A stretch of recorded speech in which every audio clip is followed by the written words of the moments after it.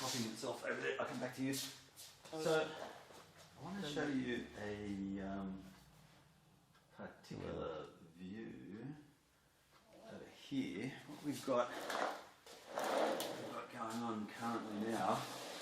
You can't see my pretty little face down it. Unless I bend down and maybe look at you like that. There we go. That might work, but it's going to be a pain. I'm toying around with the idea of going busking again. And what I've got are these two devices from Ryobi. This one converts a Ryobi 18 volt DC to 240 volt AC, giving us a 0.65 amp 240 volt AC outlet. That is so cool, $99. And in fact, I think it was $139 with a battery and a charger. Yeah, that's really good value, that one. This one is interesting. This does 18 volts DC from a Ryobi battery to 12 volts DC with a standard car cigarette lighter, 12 volt DC outlet.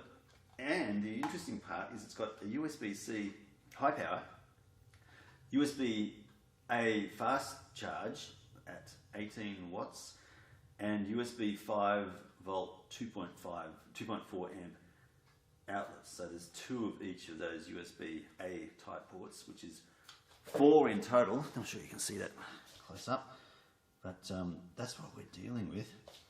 And we've got that USB port over here and a 12 volt outlet, like I said before. What this does, it provides enough power for me to plug in this DC, 12 volt DC to 240 volt AC adapter into that Ryobi adapter, giving me 240 volts AC to plug in some equipment with. And this one will let me basically plug in a 240 volt AC appliance and off the Ryobi batteries. So off two Ryobi batteries, I get two 240 volt AC power outlets, which lets me have enough power to power a 50 watt amp, some sound gear here, this MIDI keyboard controller, the microphone, and a iRig Blue board to do busking with anywhere that I want to go and play music and make it 50 amps of amplification. So with that, I'm hoping I can go busking and not have to worry about 240 volts, trying to find it. And I think I've got 6 batteries, 6 Ryobi batteries from 2.5 amps through to 6 amp hours. So that'll give me probably a day's worth of electricity powering this gear. What I'll do is I'll get it all set up at another stage. I'll do another live stream and I'll demonstrate what it sounds like. It is freaking unbelievable, I gotta tell you. So with that, I can set up my iPhone, iPad, 5G Wi-Fi router. I'll talk to you more about that, but that basically gives me mobile internet as well as mobile power. What do I have then? And I've got the keyboard, the MIDI keyboard controller, a USB audio interface, a USB hub, and I think that's all the hardware that I've got going. So I'll have my iPhone, iPad, 5G to Wi-Fi router with one Ethernet port as well. So internet access, power, iPad, iPhone, musical instruments, and a microphone hooked up as well. So I'm excited by this and I can't wait to go busking with that. And what I'm hoping to do is actually, I'll put it over here, it'll be easier to do it this way, I think. What I'm hoping that I can do is then grab some streaming software, hook up the software to the Wi-Fi router, and then live stream busking. Either I can do that here in the shack or out and about anywhere that I want to do that, where there's 5G reception basically. Because the only thing limiting me now pardon me, is the absence of power or the presence of power. I can't believe it. And the biggest challenge I've got now is to actually sing and play guitar well enough so that people will enjoy what I'm doing. We'll see how that goes. Anyway, you're getting a really... that's not such a bad view of the shack in the background like that. That's pretty good. But the other angle that I had over here, this angle looking at the mess that there is over here, that's disgusting. I don't know. I'm in the process of trying to tidy up the shack, but in all honesty, it's not looking good. Like, I'll move this camera around so you can see what I'm talking about. But it's pretty disgusting. Actually, no, this side of things I tidied up to a degree. So I've got a little bit of space cleared up over that way. The bookshelf's all nice and neat. I've got a table there which is starting to get all dirty and muggy again, so I'll have to tidy that up. And what I'm going to do is get my table behind me, the one that we're using. I'm going to try and get that into an nicer state as well. But it means moving things around again, and I'm running out of space. I've got a surfboard up there which I'm probably going to sell because I haven't got time to go surfing anymore. I want to still try it. I don't know what to do. I think I've got to give things away, basically. Yeah, but I just like all the stuff I've got. Yeah. Anyway, just a quick chat. I haven't been posting in ages because I've been really busy. What's happened is the IT industry has taken a massive hit here in Sydney, and I basically have been out of the IT industry since June 2023, which is a long time now. That's a really long time. So it means what I've done is try to work out ways to make some money to live on. So I'm working in a hardware store now on a casual basis, and I'm doing audio recording. I've got to show you this. I have to show you too when I set up the busking thing. One thing I didn't mention was I'm trying to make use of equipment that I buy and make it like dual purpose or how do you phrase it? Like get the most value out of things that I'm buying now. So in particular this audio interface I mentioned earlier with the busking setup. That's actually also a field recorder, a mixer, and a sound recorder. So I'm using that to record sound on movie sets for a movie group that I've joined here in Sydney. So what we're going to do is pool our resources and offer our services for making videos, especially indie movies, indie movie productions. So I've got a really cool Tascam Portacapture X8 32-bit float audio recorder with 8 channels. And I've recently bought the Rode Wireless Pro lavalier microphone system so we can mic up actors and have the microphones hidden, but still providing a really good quality audio. And then invested in a boom mic as well. I'll show you all this gear because it's really interesting. It's not super expensive, but it's pricey enough where unless you're going to do this seriously, it's not kind of worth it. I'm trying to lift the game in the YouTube world as well, so I'll do these live chats unscripted pretty much and just raw and authentic as I can be. But the YouTube videos, I hate to say this, but the YouTube videos that aren't scripted or at least outlined don't really engage people. Life is pretty dull. Life's pretty boring. So for those of us who like video and making video stories, you really have to plan it out and think about what it is that you're wanting to present. Especially me, I'm a rambler. I can chat to myself like I am right now for donkey's ears and not really give you a compelling reason to come back and hear my dull stories. So And that's for most of the population on the planet. So that's why you'll see these so-called reality TVs. They're actually scripted. They're actually scripted so people don't get bored and switch away. I can hear crickets. It says a lot, doesn't it? Anyway, I'll talk to you more about that later. But the idea here is I want to provide a bit more value, especially like life experience, experiences I'm having for two purposes. One, to document this so I can look back and laugh at myself later. And the other one is maybe there's someone out there who's in a similar position who wants to get into YouTube and wants to start, but for whatever reason is finding it difficult to do so. You've seen my videos. They are crap. So bad.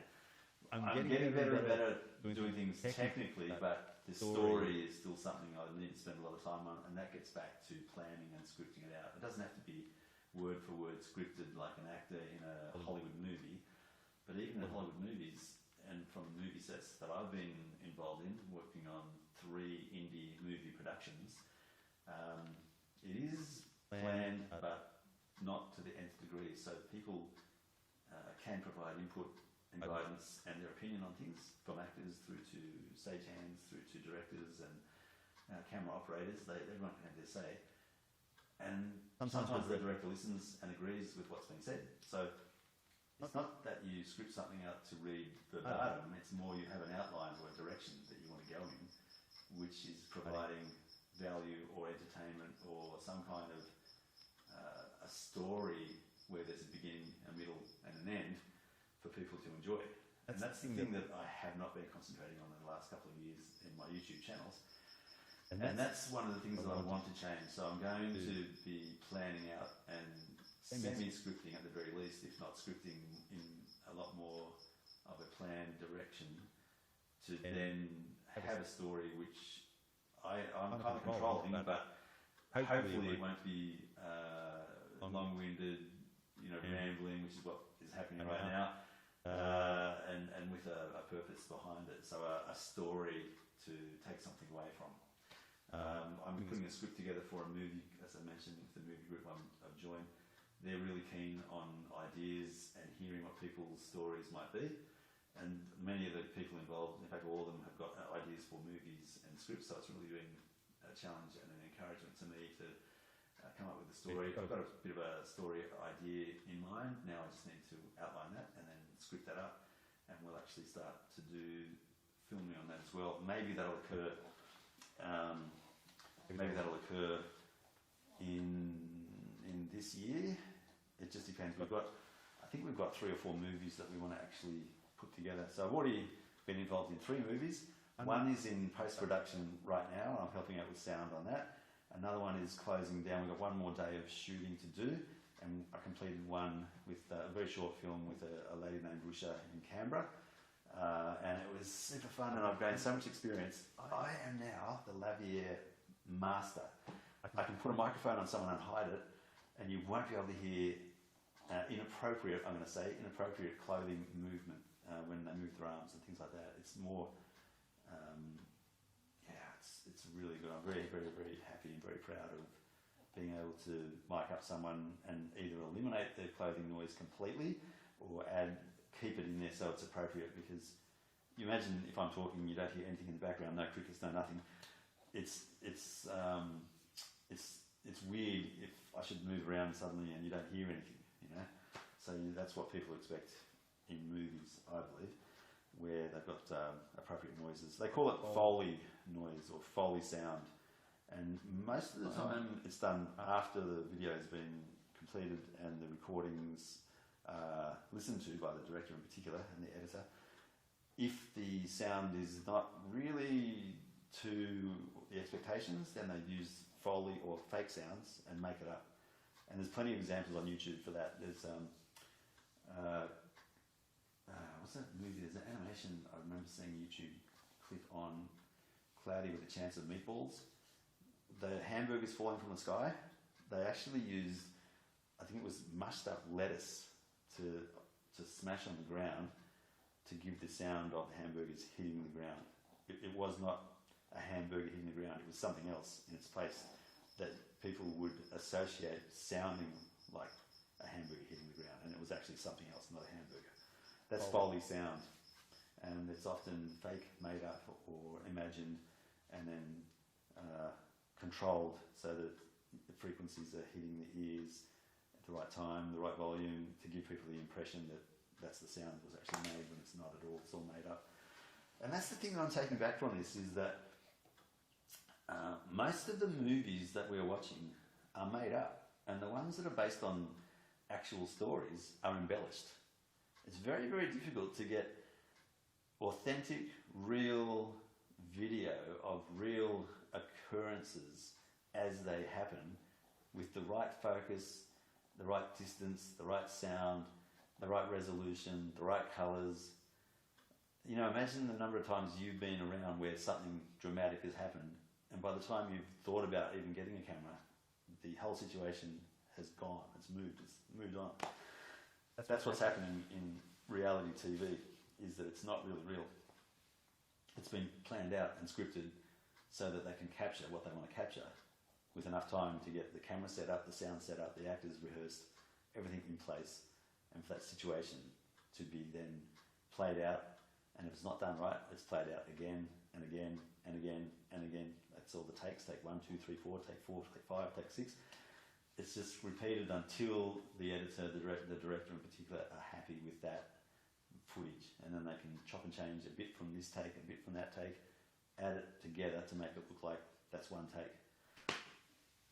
It's horrible but true. Sorry to break your bubble and burst the bubble, but you know, me, I really thought YouTube was all authentic and all real, and the real ones, some of them would stand out and they are really compelling videos, but most of the ones that we're watching, they are scripted. They are rehearsed and written out before they've actually occurred.